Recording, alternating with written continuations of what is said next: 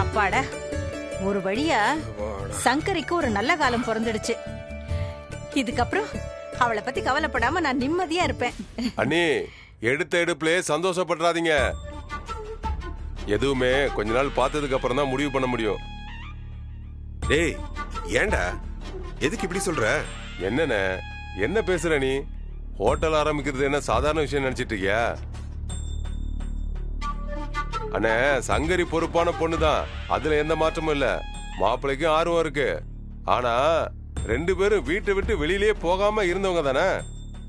சொந்தமா தொழில் தொடங்குறவங்களுக்கு திறமையும் அனுபவம் வேணும்ல. ஆரம்பிக்கிறதுக்கு முன்னாடியே ரவுடிங்க வந்து பிரச்சனை பண்ணிட்டு போயிட்டாங்க. மாமா எப்படி வந்து உட்கார்ந்து இருந்தாருன்னு பாத்தீங்கல்ல. அதான் அவங்களே வீட்டுக்கு வந்து மன்னிப்பு கேட்டு எல்லாத்தையும் சரி பண்ணி கொடுத்துட்டு போனாங்கல்ல. நீ இப்படி பேசுறத விட்டுட்டு ஒழுங்கா ஒரு வேலைக்கு போற வழிய பாரு.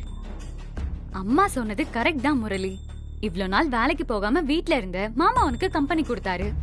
இதுக்கப்புறமும் நீ வீட்ல இருந்தனா பார்த்திபன் தான் உனக்கு கம்பெனி கொடுப்பான். உள்ள வரலாமா? போலாம் மச்சான். யாரு? டேய் வாடா. போலாம்.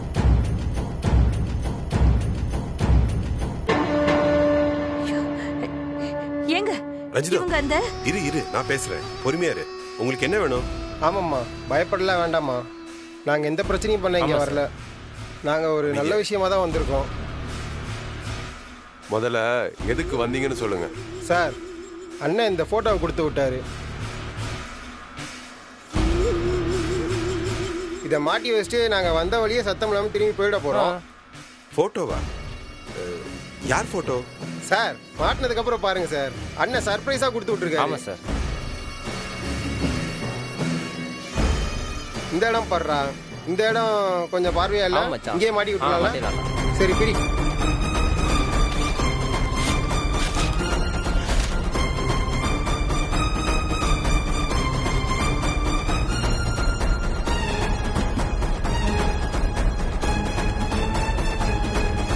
இப்பதான் சூப்பரா இருக்கா?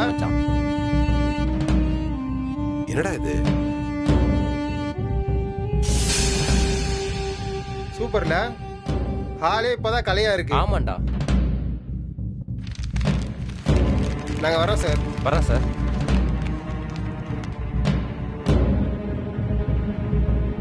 ஏன் தம்பி, நீங்களாச்சும் அவங்கள கேட்க கூடாதா? இப்படி அநியாயம் பண்றாங்களே. அண்ணி, அப்படிலாம் எடுத்தோம் கவுத்தோன்னு பேசிட முடியாது அண்ணி. இவனுங்க தான் அன்னை கடையில பிரச்சனை பண்ணப்போ இருந்தானுங்க.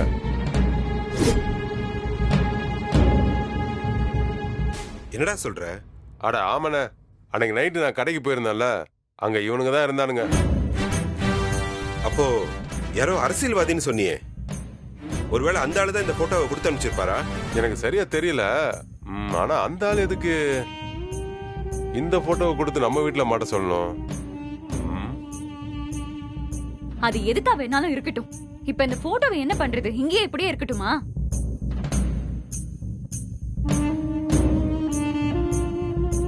அவங்க ஒருவேளை திரும்ப வந்து போட்டோ இருக்கா இல்லையான்னு பார்த்தா என்ன பண்ணுவீங்க?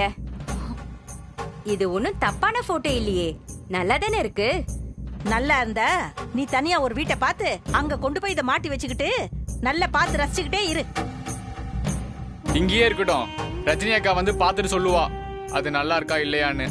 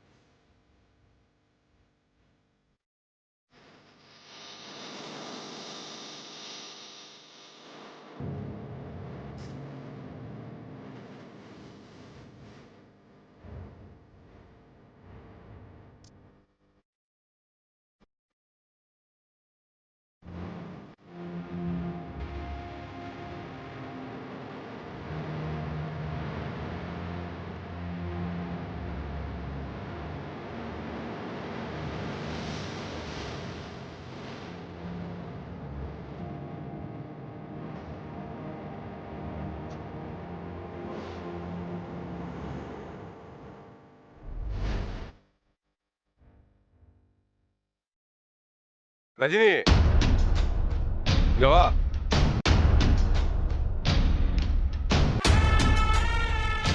என்னாச்சு?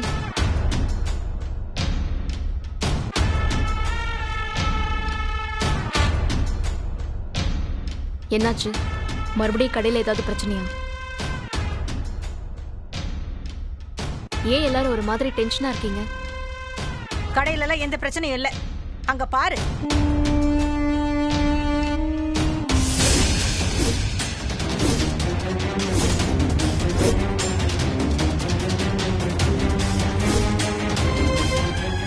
யார் இது செஞ்சது? யார் வேலை இது? கடையை அடிச்சுன்னு இருக்கிறாரு கவுன்சிலர். அவர் ஆளுங்க வந்து அண்ணன் மாட்ட சொன்னாருன்னு வசதியா மாட்டி விட்டு போயிருக்காங்க. இது தெரியாம நீ நம்ம கத்திக்கிட்டு இருக்க? சட்டமா வந்து மாட்டிட்டு போறானுங்க. ஆமா,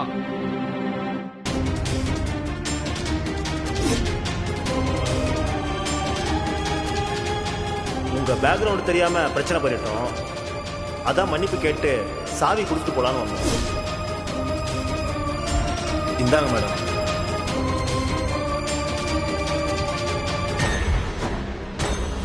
அப்ப கண்டிப்பா அவன் வேலைதான். பார்த்திபா, இங்க வா.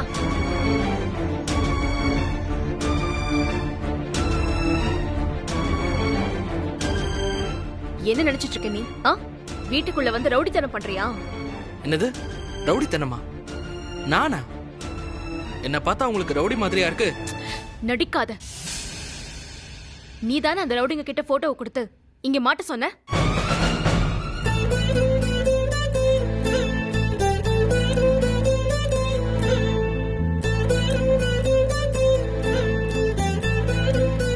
ஏங்க இதெல்லாம் ரொம்ப ரொம்ப அநியாயங்க. நீங்க ஏங்க இப்படி ஆயிட்டீங்க? என்ன தப்பு நடந்தாலும் அதுக்கு நான் தான் காரணமா? ஏன் ரஜினி, அது ஒண்ணும் தப்பா தெரியலையே, நல்லதானே இருக்கு.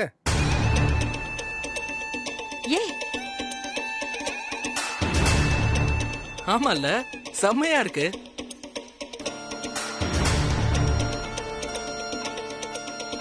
பார்த்திபா, விளையாடாத.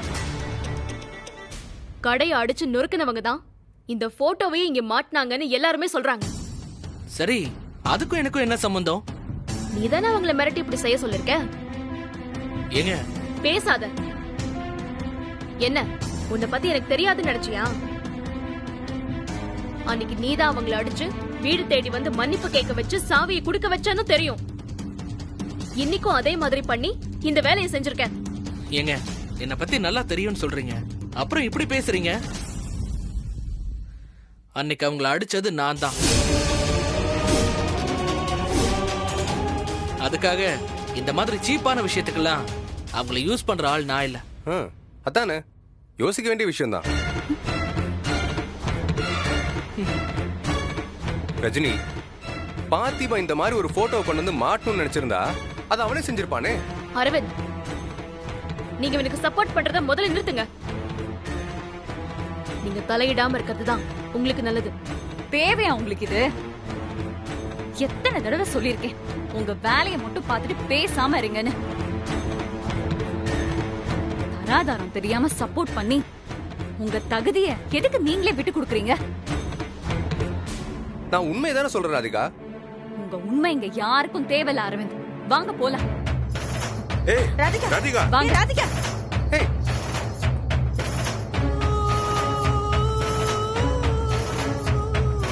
போதுமா? சந்தோஷமா? வீட்ல ஏதாவது ஒரு பிரச்சனை நடக்கணும் தான் உனக்கு இருக்குல்ல? இல்ல ரஜினி, நிஜமாவே நான் இத பண்ணல. நீ பண்ணல, இரு. ரஜினி, ரஜினி, ரஜினி,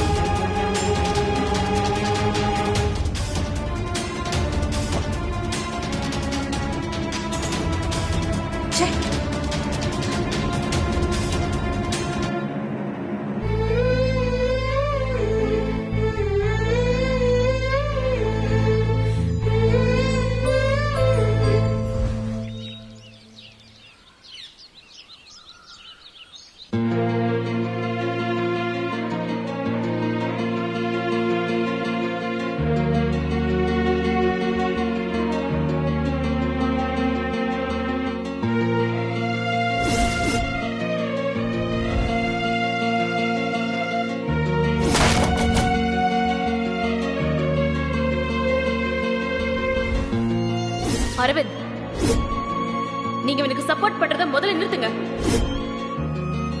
நீங்க தலையிடாம இருக்கிறது தான் உங்களுக்கு நல்லது.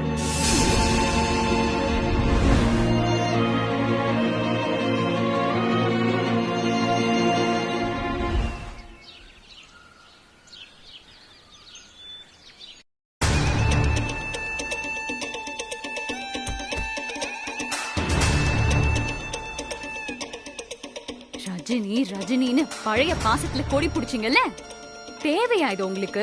ராதிகா, முதல்ல அந்த வார்த்தையை சொல்றது நிப்பாட்டு. ரஜினி மேல இருக்க மரியாதையில தான் நான் அப்படி பேசினேன், பாசத்துல இல்ல. இன்னொன்னு தெரிஞ்சுக்கோங்க, எத்தனை பேர் எப்படி டிசைனா ஹெல்ப் பண்ணாலும் ரஜினிக்கும் பார்த்திபனுக்கும் செட்டே ஆகாது. அவங்க சேரவே முடியாது. இவெல்லாம் திருந்தவே மாட்டா.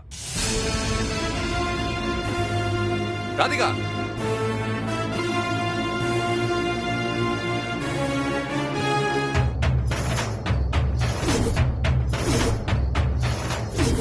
என்ன என்னது?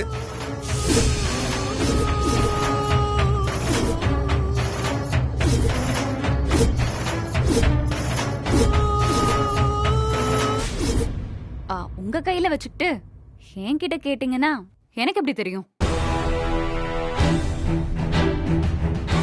போய் சொல்லி சமாளிக்க பார்க்காத ராதிகா. இது உன் பேக்ல இருந்தா விழுந்துச்சு. பில்லுல உன் பேர் தான் போட்டிருக்கு.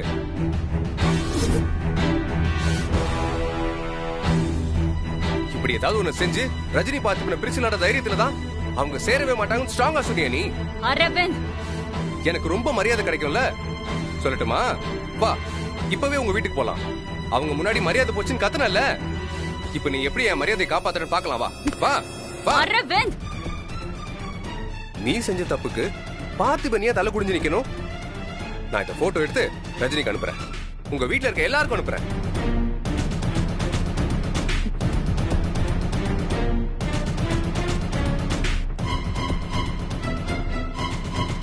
அரவிந்த், ராதிகா, ஹேய் ராதிகா, ஹேய் ராதிகா, என்ன பண்ணிட்டு இருக்க? முதல்ல கதையை கீழே வை. என்ன கீழே வைன்னு சொல்றல? என்ன நானே கொன்னுப்பேன்னு நினைச்சீங்களா? நிச்சயமா மாட்டேன். பொண்டாட்டிய விட யாரும் ஒரு பார்த்திபன் உங்களுக்கு முக்கியமா போயிட்டான்ல. ராதிகா, சொல்றத கேளு. முதல்ல கத்தியை கீழே வை, அப்புறம் பேசிக்கலாம். எத்தனை தடவை சொன்னேன், என் பேச்ச கேட்க மாட்டீங்கல்ல? ராதிகா, சொன்னா கேளு. ராதிகா, இல்ல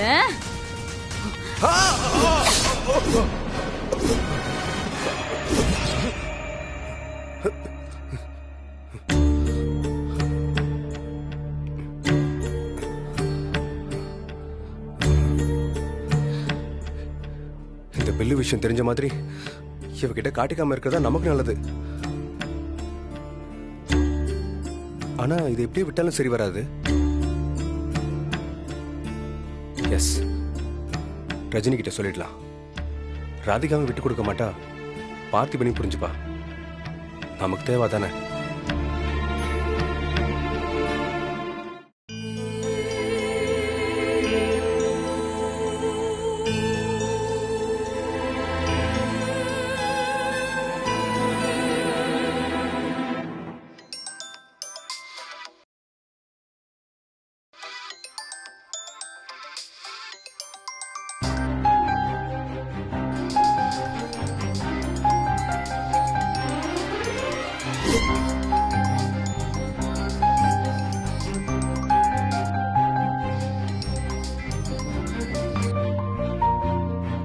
ஹலோ.